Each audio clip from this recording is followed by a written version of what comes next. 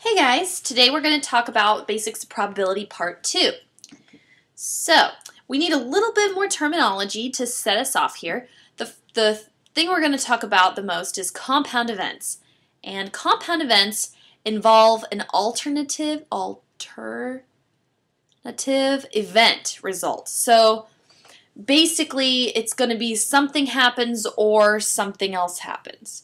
All right, so in an experiment of rolling a die, suppose E is an event where the result is 2, and F is the event where the result is an odd number. So what is the probability of the event the result is a 2 or an odd number? Well, let's just think about this in terms of a Venn diagram. All right, so here in this box would represent the solution. All right, or all of the possible samples. This is the sample set. Okay, or the solution, possible solutions. All right, all possible solutions, or all possible results. Then we've got the result E that can happen where the result is 2, and then we have F where the result is an odd number.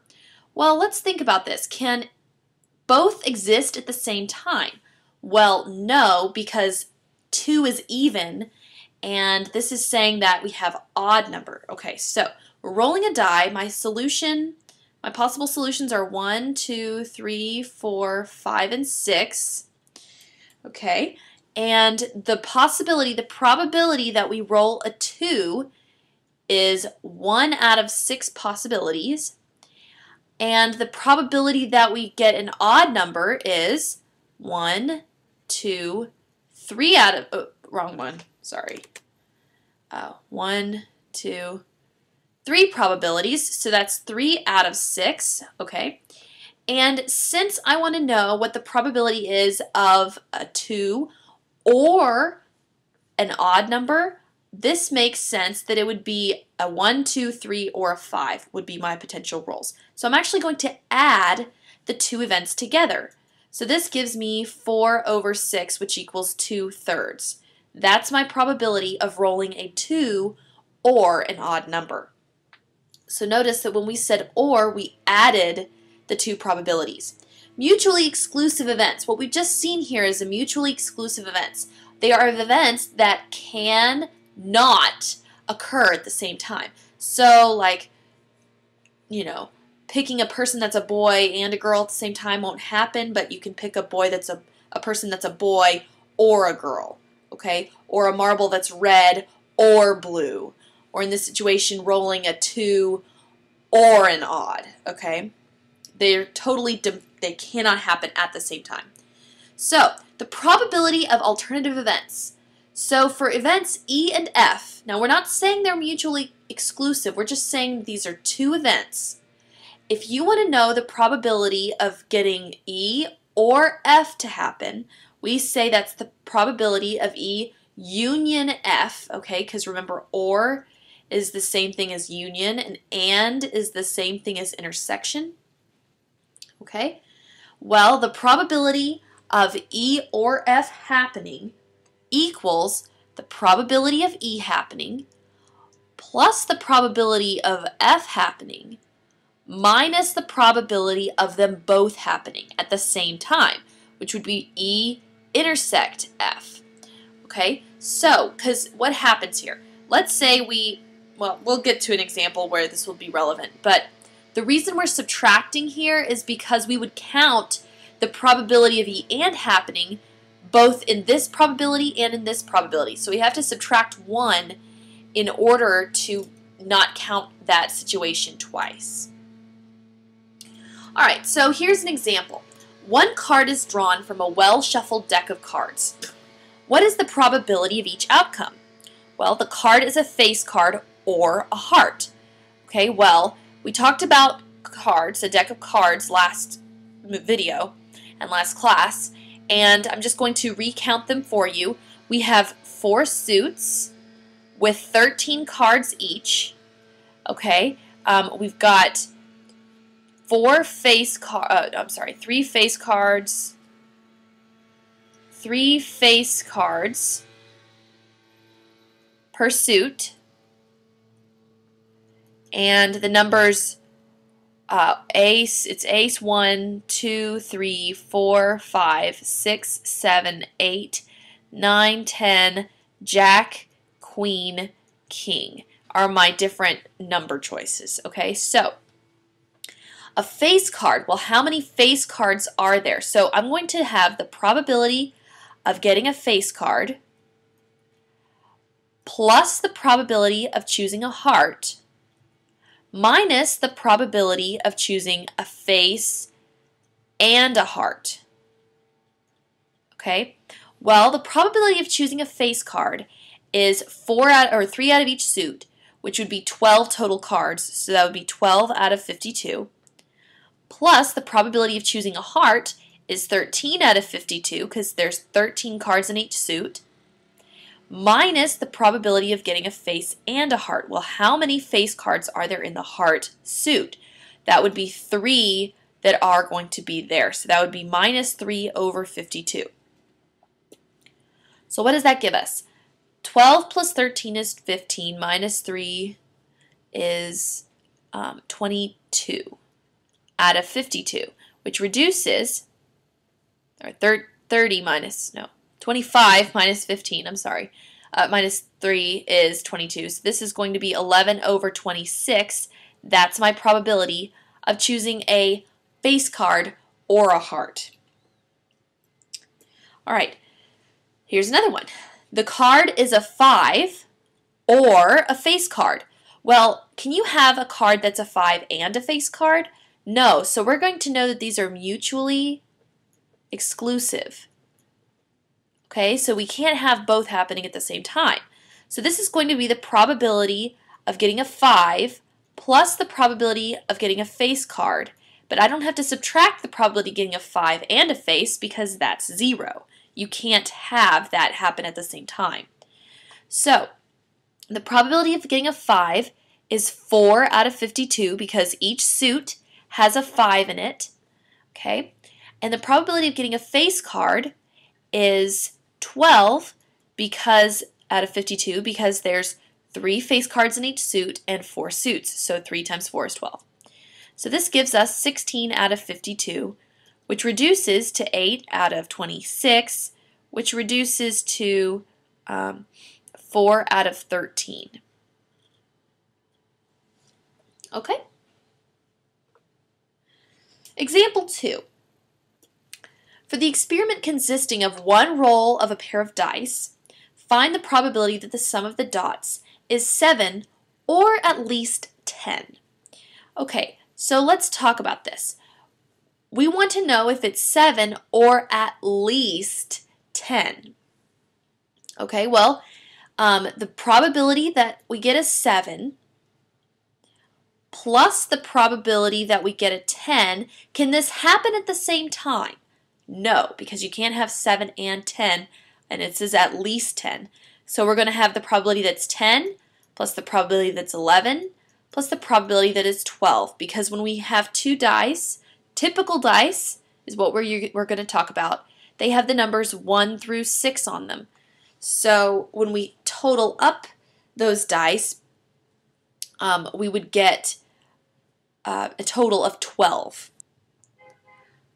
Well, when we're talking about dice, we don't really care which one is being rolled, but it does matter because there are 2 different opportunities for it to hit. So one die opportunity, let's just start listing them and we'll see what happens. 1, 1, 1, 2, 1, 3, 1, 4, 1, 5, 1, 6. Okay, then I would have 2, 2, 2, 1, 2, 1, 2, 3, 2, 4. That's what I want.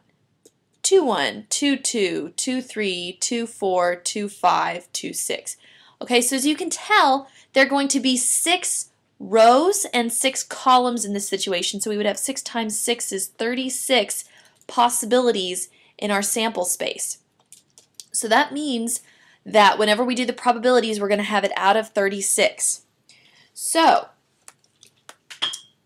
we know that the probability of getting a 7, we can see, is going to be, we can get 7 by getting a 1 and a 6, a 2 and a 5, 3 and 4, 4 and 3, 5 and 2, 6 and 1. So there's 1, 2, 3, 4, 5, 6 different opportunities to get 7. So this would be 6 out of 36 plus the probability of getting 10.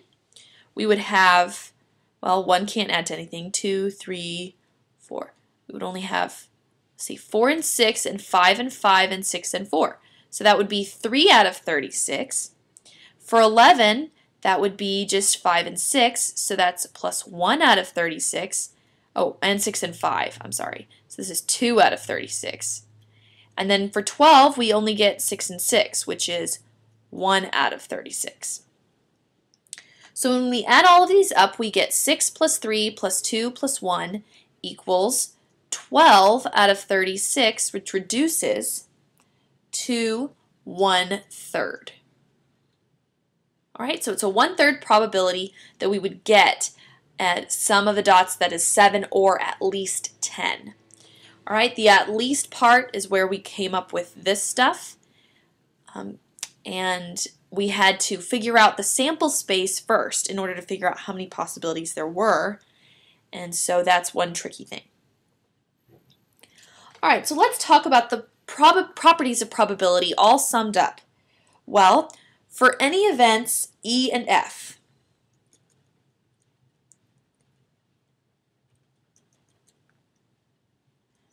all right, so those are going to be our event names. The probability of E happening has to be less than 0 or greater than 0 or equal to 0 and less than or equal to 1. So our probabilities have to be smaller than 1. You can't have the probability of something happening greater than 100%. That doesn't make any sense. Also, the probability of a certain event happening equals 1. We know that if something is going to happen, then the probability is 1 or 100%. Okay, so 1. What's the probability of, if I put pressure on something, you know, it'll break? Well, probability is 100% because it's a pencil and it will break. Okay, something like that. Okay, and that's why when the weatherman says the probability, or you know, it's 100% chance of rain, everybody wears a raincoat or an umbrella because it was 100%. It's going to happen. The probability of an impossible event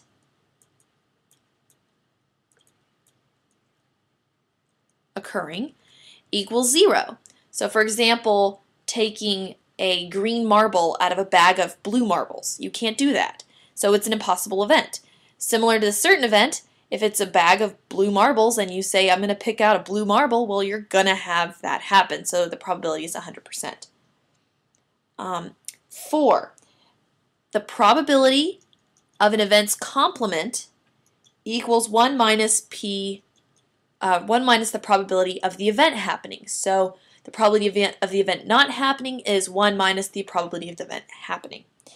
And the last one is the probability of E or F happening equals the probability of E plus the probability of F, which minus the probability of E intersect F, or E and F. So we've already written that once, so you should be able to go back if you can't read that. But it's the probability of E happening plus the probability of F happening minus the probability of both of them happening at the same time. So here we go. Here's some more examples. The sum, 2 dice are rolled, find the probability of the following events. The sum of the dots is at least 10. Well, we've talked about this at least 10. We know that at least means that it's the probability of getting a 10 or an 11 or a 12. So that would be the probability of getting a 10 plus the probability of getting an 11 plus the probability of getting a 12, which equals, okay, 10 we can get from a 4 and a 6, a 5 and a 5, or a 6 and a 4. So that would be 3 out of 36 plus the probability of getting 11 is a 5, 6, 6, 5, so that's 2 out of 36 plus 1 out of 36, which equals 5. 6 out of 36, which is 1/6. All right, and the sum of the dots is 3, or the dice both show the same number. Okay, so let's talk about this. The probability that the sum of the dots is 3, we know there's 36 possibilities. Okay, so this is the probability that we get a 3 plus the probability that's the same number. Okay, well for the 3 we could have 1 and 2 or 2 and 1. So that is going to be 2 out of 36 possibilities. And notice neither one of these is the same number. So these are mutually exclusive events. They can't happen at the same time. Now the probability of getting the same number would be 1 and 1, 2 and 2, 3 and 3, 4 and 4, 5 and 5, 6 and 6. So there's 6 possibilities out of 36. So we add them together and we get 8 out of 36, which equals, let's see, 4 out of 9. 4 ninths. Or, wrong way. 2 ninths. Divide both by 4 and you get 2 ninths. Alright, there we go. So 2 ninths is the probability of getting both of these happening, since they cannot happen at the same time. Alright, so here's another one. In a box, there are 3 pink erasers, 2 blue erasers, 6 orange erasers, 2 green pencils, 1 pink pencil, and 4 orange pencils. Find the probability that you choose an eraser and a pencil without replacement. Now, but all of these things we're talking about without replacement means that if you pick something, you're not putting it back in the bin. Okay, so the probability that we choose an eraser is 3, 4, 5. How many things do we have? 3, 4, 5, 11, 13, 14, 18. So we have 18 items. Okay, so the probability that I choose an eraser is 3, 4, 5, 11 out of 18, and means I'm going to multiply the probability of getting a pencil. Well, since I've already taken out an eraser, it's going to be out of 17, and the probability that I choose a pencil, given that I've already chosen an eraser, is 2, 3, 4, 5, 6, 7. 7 out of 17, which equals 77 out of really big number. Let's see what we get. All right, so 77 out of 306. Now the probability that you choose 2 erasers without replacement. Okay, so the probability of getting an eraser, and then the probability of getting another eraser. So the probability of getting the first eraser is 11 out of 18, and then the second time is there's going to be 1 fewer erasers and 1 fewer items, so that's 110 out of 306. I could reduce that, but I'm sure you get the picture. All right, find the probability that you choose either a blue item or a pencil. Okay, so this would be the probability of getting a blue item plus the probability of getting a pencil minus the probability of getting a blue pencil. Okay, because that's both at the same time. All right, so let's look at this. The probability of getting something blue is 2 out of 18. Plus the probability of getting a pencil is there are 7 pencils, so that's 7 out of 18. Minus the probability of getting a blue pencil. Well, if we look back over here, we have green, pink, and orange pencils, so there are no blue pencils. So that's 0 out of 18. That's an impossible event. So this is 9 out of 18, which equals 1/2. So it's a 50-50 chance, or a 50% chance that we're going to get a blue item or a pencil. Now we're going to find the probability that you choose a pink item or a green item. So the probability of getting a pink plus the probability of getting a green And we can't have a pink and a green, so it's just going to be a pink one is, there's 3 pink erasers and 1 pink pencil, so that's 4 out of 18. And for green, there's 2 green pencils, so that's 2 out of 18. And we're going to add them together, we get 6 out of 18, which equals 1/3. So there we go. So for your entrance ticket problem, what I need you to do is go to page 907, and you're going to do number 23 in the book. Okay, I need to see all of your work, and that's what your entrance ticket problem is. It's just one problem. You can do it. And for when you're done, we're done with the video, so when you're done, you're going to email me the following. 1. What is a mutually exclusive event? In your own words, I want you to tell me what that is. And number 2, I want you to email me one good question. Okay, and then bring your notes, your entrance ticket, and your self, I guess you could say, to class, and I will see you guys later. Bye.